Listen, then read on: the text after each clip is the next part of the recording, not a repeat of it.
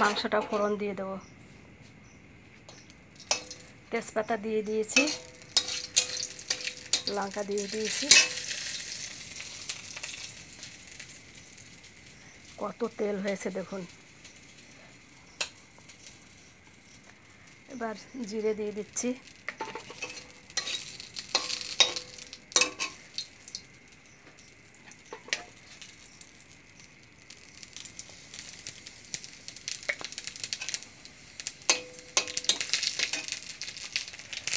দেখুন এদিকে বিরিয়ানির ভাত হয়ে গেছে। দুজনের বিরিয়ানি তো বেশি করি না, অল্প অল্পই করি। জিরেটা নামিয়ে নেব।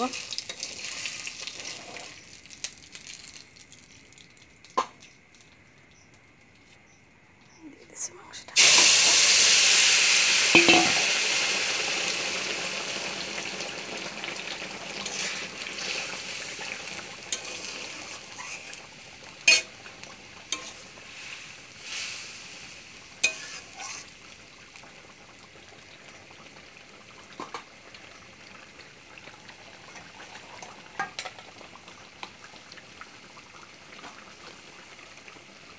আর ভাজা মশলা দিয়ে দেবো।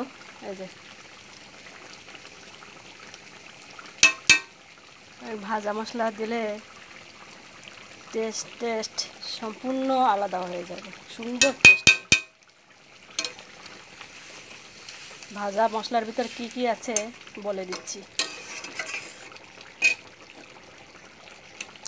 জিরে, শুকনো লঙ্কা, আর একটু দারচিনি, এলাচ, গরম মশলা দিয়ে দিচ্ছি।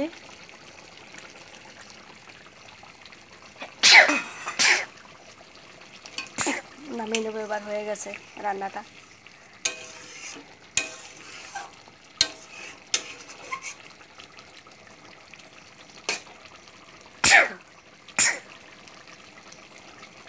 সুন্দর কষা কষা হয়েছে, দেখেছেন?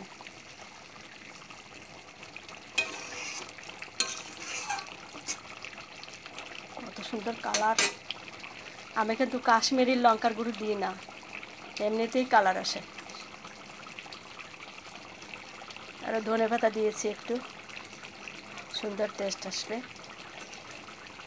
নামিয়ে নিচ্ছি, হয়ে গেছে। বন্ধ করে দিচ্ছি গ্যাসটা বন্ধুরা।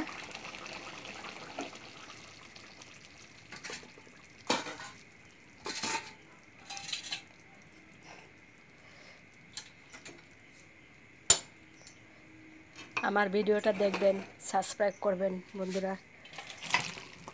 ফেসবুকে আছে আর ইউটিউবে আছে।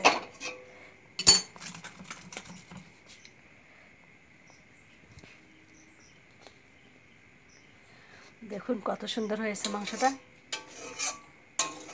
মাংস আগে ভালো করে মেখে নেবেন, ম্যারিনেট করে রাখবেন। সব মশলা দিয়ে, তেল দিয়ে, নুন হলুদ দিয়ে, সর্ষের তেল দিয়ে ভালো করে মেখে রাখবেন। তারপরে মশলা কষাবেন, কষিয়ে